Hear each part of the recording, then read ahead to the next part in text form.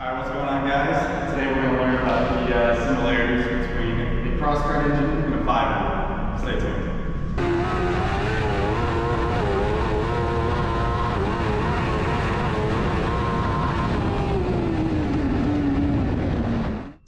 So, as we kind of referenced here, we're going to kind of talk about the differences between the Crosskart and a child, likely a small child. So, to start, he eats dirt. The Crosskart lives on a dirt track, of course. And then, child, you ever taking a child to the beach or just outside? Somehow they're gonna end up eating dirt. I mean, I know I did as a kid, so. Now let's kind of get into a clip here to explain what I'm talking about, and then I'll show you why this is a problem.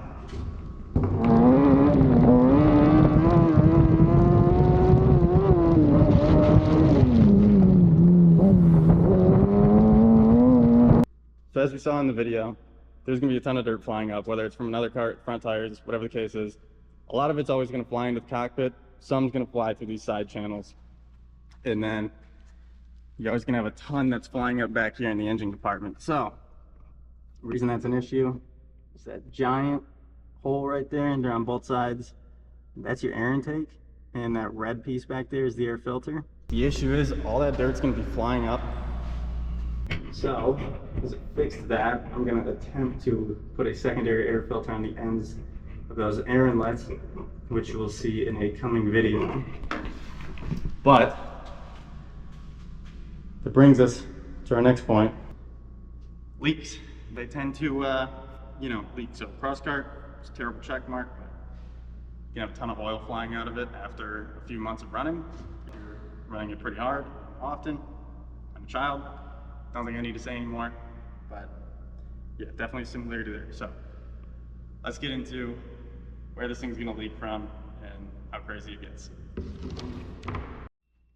So as I was talking about the leaks, it's one thing to know, these typically don't have tons of blow-by until the rings start going out. Once they do, there's gonna be oil just flying out of these tubes here.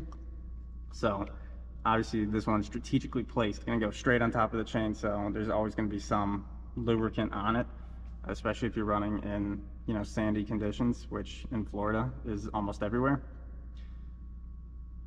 And typically when the engine starts going out, like that old engine that I showed you guys, you're gonna go through around a quart every, I don't know, I'd say 30 to 45 minutes of runtime. And that's gonna bring us into our next point. So at the next point, they get tired. After you've been running for a long time, eventually things are going to give up. So, Crosskart gets tired. The way you notice that, it's going to start overheating. So you might get 4 or 5 laps, and then you're going to be 200 plus degrees, and you need to back off. There'll be a little red light that pops up on that aim dash. That's going to be letting you know the engine's over 205 degrees, and to start to back off. And then, obviously, child gets tired after a long day. They're going to be sleeping. There's nothing you're going to do. And it's time for a reset.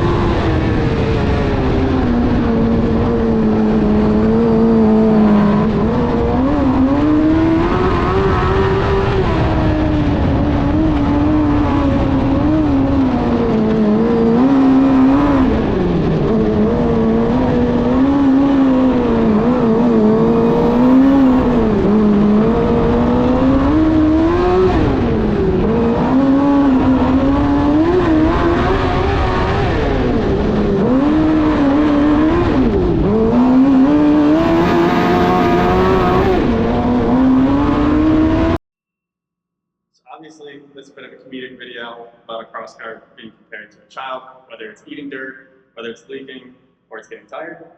But that kind of segues us into the next video here. That's going to be on this channel, probably actually the next series. We're going to be going over the build plan of the old engine, which is currently in this box.